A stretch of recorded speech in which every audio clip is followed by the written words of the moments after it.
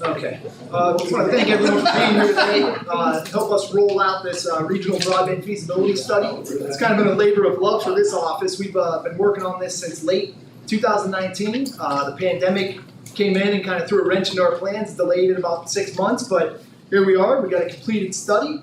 I see we have the commissioners from Trumbull County, Commissioner Fuda, Commissioner Canada La Mesa, Commissioner from Asheville, JP Ducro. Mahoning County was also an integral partner in this as well. I see we have Mayor Brown and lots of our other regional stakeholders and partners in the room. So we're very happy to kick this off. Again, it was about a 6-month process. We started last fall and completed in about 2 weeks ago, actually, right, Lindsey? And we're very happy with the report so far. A lot of good project recommendations, a lot of good ideas to come out of it. Actually, as part of those recommendations, we brought on Steve Christian as our broadband coordinator, over 33 years of experience in the private sector. So hopefully he can give us the inside track to working with our telecoms around the area. And again, couldn't be more happy to present this today. And with that, I'll bring on our Executive Director, Jim Kenny.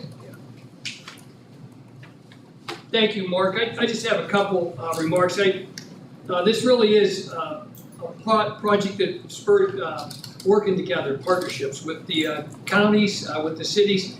And it started when we all were talking about it. Certainly anytime you pick up a newspaper or look online or read anything, they're talking about broadband.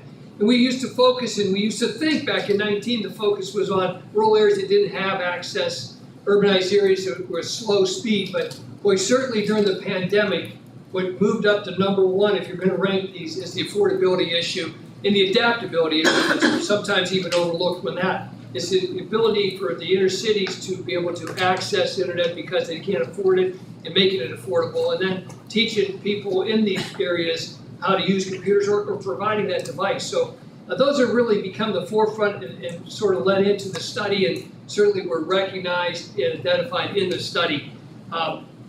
I will say that we worked as a team with the 3 counties to find funding sources. It was a puzzle we put together that we were able to finally fund and get that project out on the street through an RFP.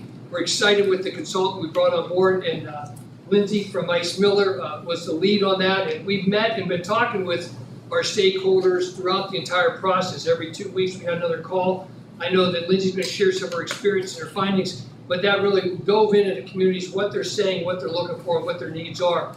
So we roll out this plan today. It's our kickoff, and she's going to share some of the projects that we're looking to implement as we move forward. But it's really an opportunity for the region to move forward. And the region came together when we turned around and got this funded and worked together to get to this day. So we're excited to hear more about some of the projects that she's going to talk about, and we're going to work together as a region to make those projects a reality. So thank you. And with that, Lindsey Miller from Miller Whiteboard was the lead consultant on the study, and she's going to present an overview. Thanks. Good. Perfect. All right. Well, it's nice to see you all in person. We did all of this pretty much remotely, so it's good to be here. As was said, I am Lindsey Miller with with Miller Whiteboard. Miller Whiteboard is the consulting arm of Miller LLP, which is a law firm. One of the first questions that I usually get when I work with communities on broadband is, why did we hire a lawyer to do this? And for that, we are partnered with MS Consultants as the engineering folks that helps us with this study. Our broadband and telecommunications team at Miller has over 100 years of collective experience in the field. I've been working in this industry for about 15 years. I do legal work, but the majority of what I do actually is broadband consulting. So I work with many communities similar to the 3 counties here in the Eastgate region, and it was truly a pleasure working with everybody on this report. So how did we get here? Through an RFP. So an RFP was issued in fall of 2020. As I mentioned, our proposed team was Miller Whiteboard. I should just clarify, I simply have a very common last name. There is no relation to myself and Miller. We partnered with MS Consultants on a response, and we're thrilled to be selected for this. As you would imagine, and as Mark already said, the focus of this study was to look at how the region can explore enhanced connectivity, but also reliable and affordable service across this 3-county region. And so oftentimes I feel like when we talk about broadband, folks still think of it very much as a rural issue or an Appalachian issue, when that's really not the case.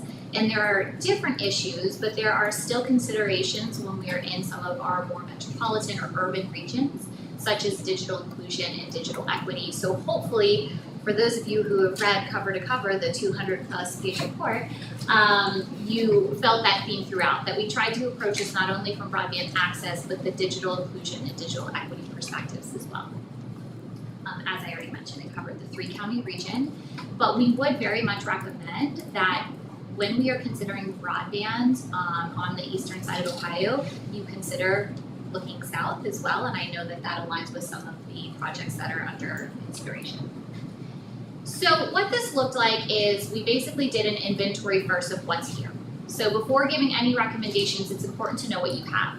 So that includes stakeholders, interested parties, nonprofits, schools, libraries, actual infrastructure, fiber, wireless towers, water towers, any piece of vertical infrastructure in which, for example, wireless equipment could be co-located or mounted to expand service.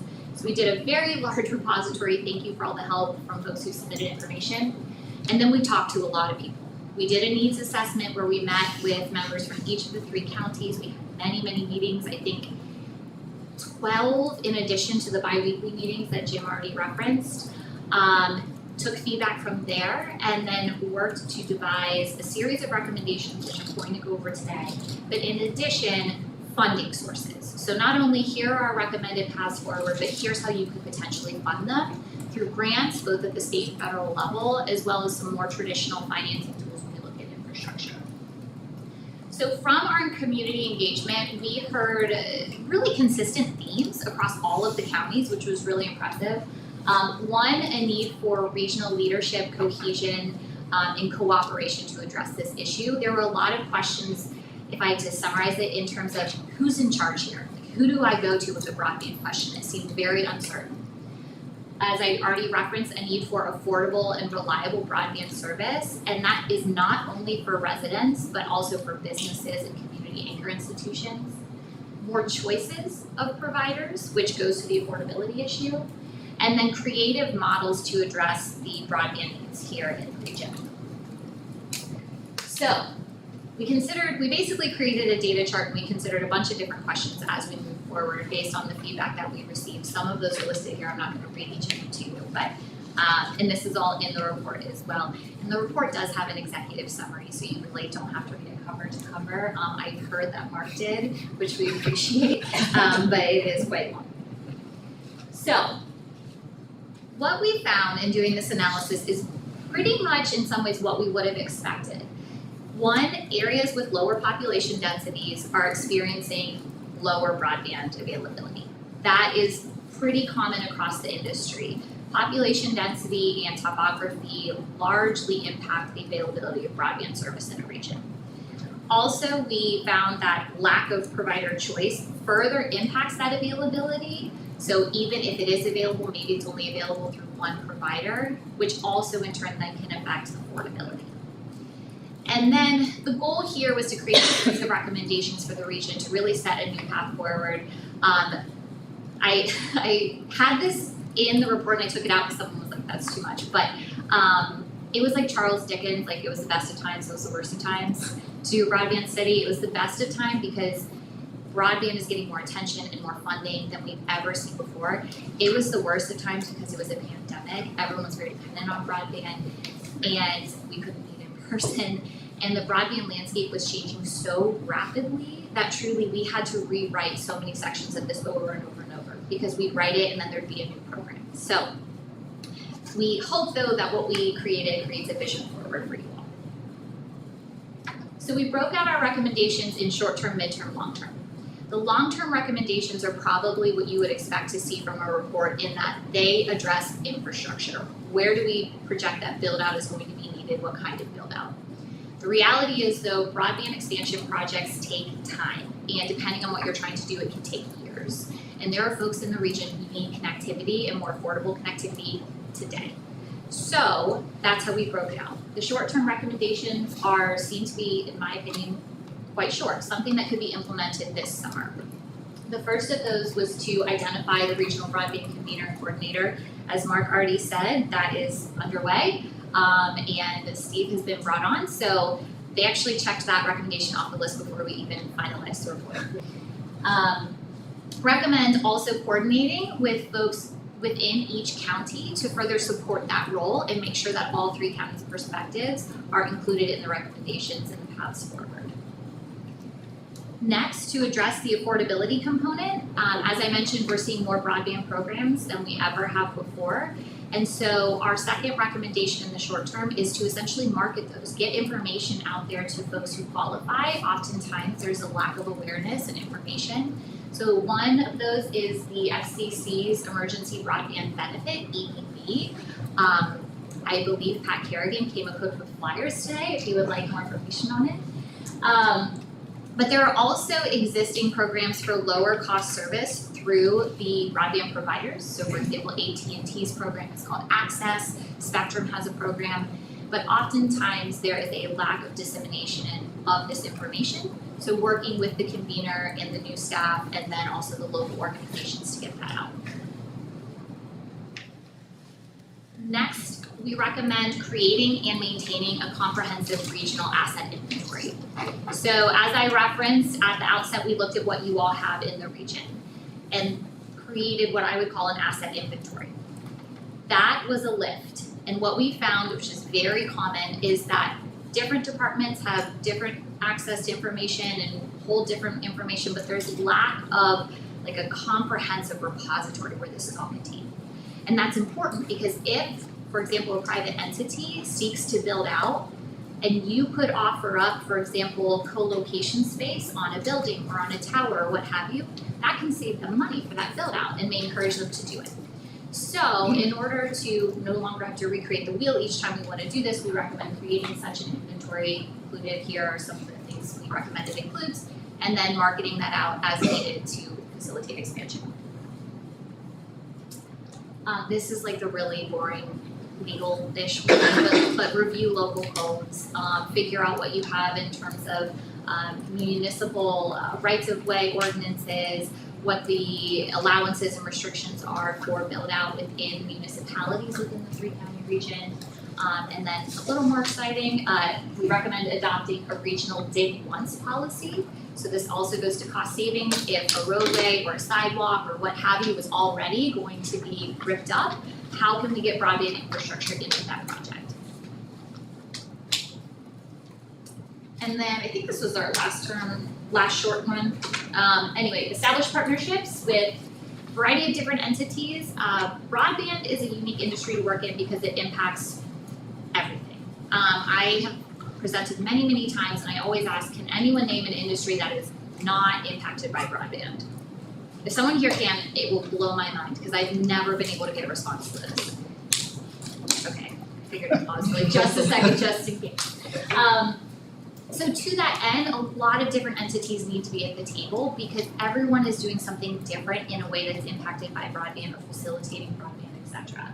So we recommend creating partnerships with key community organizations in affordable housing, education, healthcare, libraries, philanthropy, transit, and then your local ITCs, information technology centers, which are accessed in the open in this area of the state.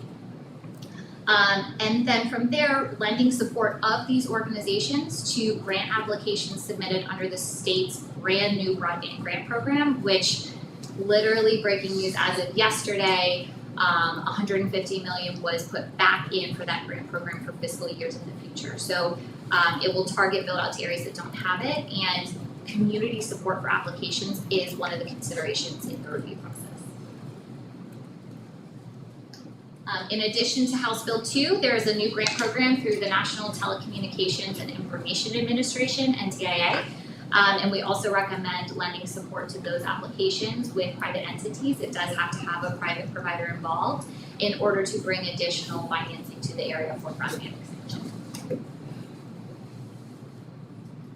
So that's what we recommend looking into over the course of this summer, I should say. And as I already said, much of those are well underway. Midterm is basically through the end of the year. So from the release of the report when we presented it to Eastgate around June 1st or June 2nd through the close of 2021. One of our recommendations here is to establish a broadband authority. So Eastgate we see as the regional convener for broadband in that first recommendation. We also recommend the consideration of a broadband authority for more of the financing and the passage of funds into the region for broadband, kind of likened to a port authority, or opportunities to convene and coalesce existing port authorities to more so focus on broadband. And then within certain areas, there is the possibility for what is called an innovation district under state law. Innovation districts have to be in basically a 10-acre area that has a historic building. And then within that area, you have to have capabilities of 100 gigabit connection. So typically you're gonna have to connect into an existing broadband network. And then the goal is really to facilitate business incubation, et cetera. So it's a good opportunity in very specific regions, likely in Youngstown, Warren, Ashtabula, et cetera. Again, you have to have that historic building, but to get really targeted high-speed service to an area in order to address other issues with broadband. So this recommendation is not like a residential service recommendation. This is more on business incubation. And then long-term goals or recommendations are through the end of 2024. We picked 2024 because that is when the American Rescue Plan funds have to be designated if they were to be used for broadband. So to align with that timeline, the long-term season we picked is through the same 2024 deadline. So, similar to the RFP and RFI that was released, well, the RFP that was released for the study, now that we have this report with the background of where infrastructure exists and where it is needed, we recommend a couple key components. One, creating a regional backbone along Route 7 and or Route 11. And then from there, issuing an RFI and or RFP to then build off of that backbone to further plug in the broadband gaps. The backbone is key because you have to have that fiber, it would likely be fiber, that would be our recommendation, network, in order to facilitate the last mile service, which could then be in another form. So it could be wireless service that ultimately connects into the fiber backbone. It could be additional fiber service. What that last mile service is going to be dependent on what I mentioned at the outset, topography, population density, etc. And so by putting it out to the market, you have the opportunity to see what folks would recommend specifically for the areas that you are trying to target. Some of the example projects are listed on this slide. This includes what we received as feedback through the needs assessment portion and then also from our own analysis. For the backbone networks, we recommend coordinating and partnering with Drive Ohio for the Dig Once opportunities, so ODOT, Broadband Ohio, which is Peter Boderberg's group under the administration, Innovate Ohio with Lieutenant Governor Husted. I believe conversations have already started there. And then again, how to fund it. So we have a whole section in the report of grant programs, so that's one opportunity. Working with those that I referenced on the previous slides for partnership, potentially submitting a state capital budget request. And then also looking at more traditional financing mechanisms. Again, all this is very detailed in the report. This is meant to just be an overview. And then last but not least, exploring further public-private partnerships for such fiber and wireless expansion as we figure out where those targeted areas are, and utilizing grants and or American Rescue Plan funds for that build out. Since the report was released, we have received additional clarification from the U.S. Department of Treasury on the rescue plan funds, which makes it even more clear that it can be used for broadband in ways that would benefit this region. So we were really happy about that because it was one of our recommendations, and that would have been terrible if they said you couldn't. And so that's a brand new, pot of money, so to speak, that we haven't seen for broadband before, and we highly recommend its use, that it should focus targeted in that way. That is a really fast overview of this report. I'm happy to answer any questions. If you want me to save them to the end, I'm happy to do that as well. However you want to do it. Do you want to Are go there back? any questions at the moment? I do have a Okay, do question. you have a question? You were so involved. This is a real specific question about the innovation district. Yeah. You say 100, Gig, 100, yes. Very, very fast. that's what I thought you said. I was wondering. Very, very, That's very right. fast, yes.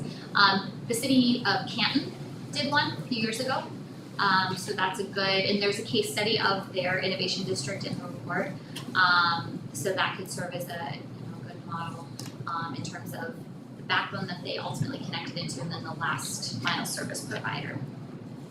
Has that been successful in Canton? I mean, Yes. it's drawn Yes, tech business in and incubated business incubation. yeah, they created I think they took a building and revitalized it as a business incubator, and to my understanding, yes, it's been a successful project.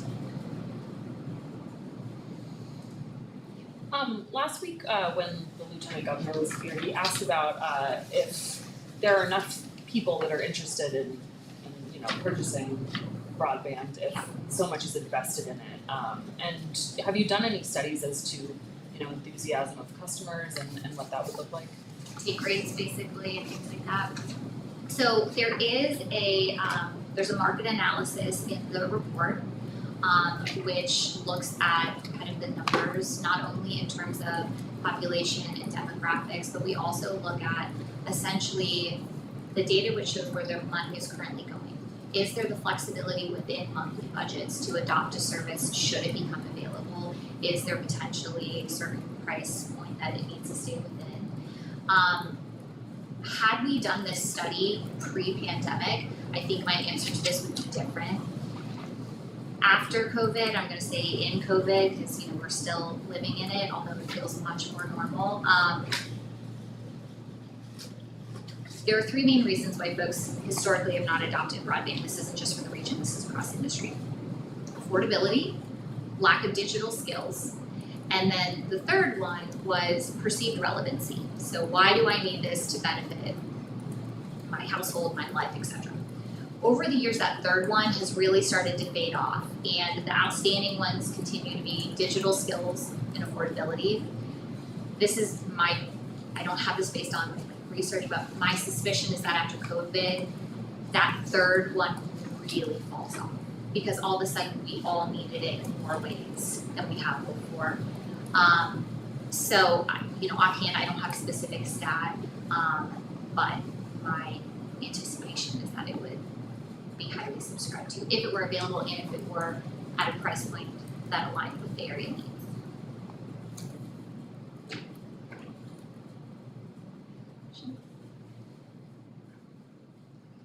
Yes. The last one about digital skills, in terms of consumers, like that has we had this conversation, systems that drive where consumers are thinking about our system, we don't necessarily have and adopted the skills, and so is there anything in the report that speaks to how we bring systems up to speed? So in terms of how you get kind of those trainings out in the community, is that what you mean? And because we're the folks, whether it's education or jobs and family services, philanthropy, we'll be reviewing and having conversations, but need skills also to I see. Yes. From that perspective of the organizations that are becoming more involved in broadband and making sure that they have the awareness and the knowledge, I hope that our report in and of itself is helpful. The way we drafted it, and someone said earlier, we tried to really start it as like a broadband 101. So it is not meant to be overly technical. It really is meant to be a tool that can be used within the region for edification on these issues and on the types of training that are available. There isn't, for example, though, a training program included, per se. Certainly if that's something that you like added in, we could discuss that. But the report itself is meant to kind of be that foundational introduction to broadband, to the issues, the different types of technologies, all of that to help set the stage. Question? Yeah. On the establishment of a new authority, what is the long term of that? Or is it merging with our current port authority, or how are you envisioning that? And the So, funding of it? Our, full candor, our original recommendation was essentially a brand new port authority. But you all do have strong port authority presence already in the area. And so it really would come down to the appetite, hopefully what is palatable. But it could function either way. It could be a brand new authority which is just focused on broadband. Many other areas have considered this where it's like this is a port for broadband, and that takes some of the other things off the plate. That being said, it doesn't have to be a brand new port by any means. If there are existing ones that are strong, it would just be adding to their purview though, more broadband focused initiatives.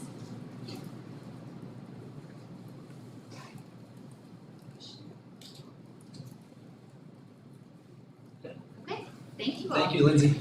Appreciate that. All right. Next, wanted to create a little bit of time in case our commissioners in the room wanted to say a few words. I know Commissioner Zucro has been very active with us throughout the entire process, and I wanted to give you a moment or two in case you had a few words you want to say. Sure. First of all, thank everybody for coming down today to hear this report.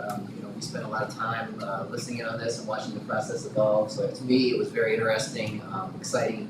I really want to thank Mark, and I want to thank Jim, the team at Lindsey Miller, and his consultants, and all the other 2 counties that were willing to participate in this, because if you had not been willing to, we couldn't have done this collectively. So this is a key component, I think, in the future development in our county.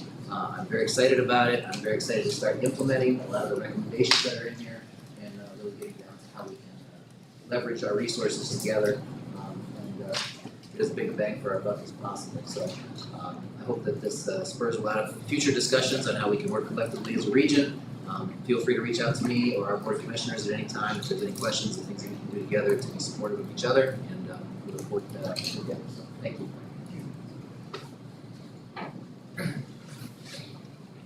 Yeah, just real brief. I want to echo the sentiments from the commissioner. Since the inception of this, and this happened all prior to COVID, I want to thank our planning commission, Julie Green in particular, Nick Coggins, and Eastgate, and the participating counties for seeing this for what it is, having the foresight even prior to COVID to see the importance of this.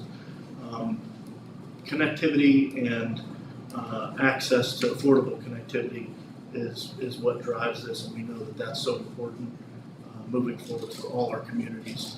And with the ARP money that the counties have now received, and now just as of yesterday, the new money that's going to be made available through grants, this is an opportunity for us to do something truly transformational for the area. So we're excited to be partnered with communities and counties that are like-minded. And we did it with the Lake to River bike trail, and we'll do it with broadband as well. So we're excited about it. I just want to say thank you. Thank you. Thank you.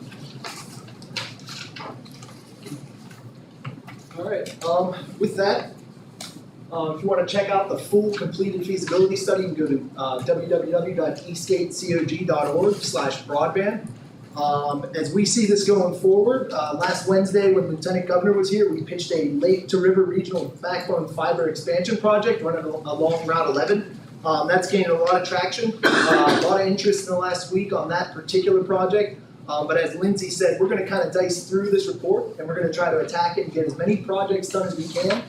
We've hit the ground running. Again, we fully intend to be that broadband convener for the region. We brought on Steve to kind of be our in-house expert. And we're just going to continue to move this train forward and try to be as successful as we can in going after what's recommended in the study. So thank you guys very much for coming out today. And stick around if you have any other questions, we'd be happy to answer them. Thank you.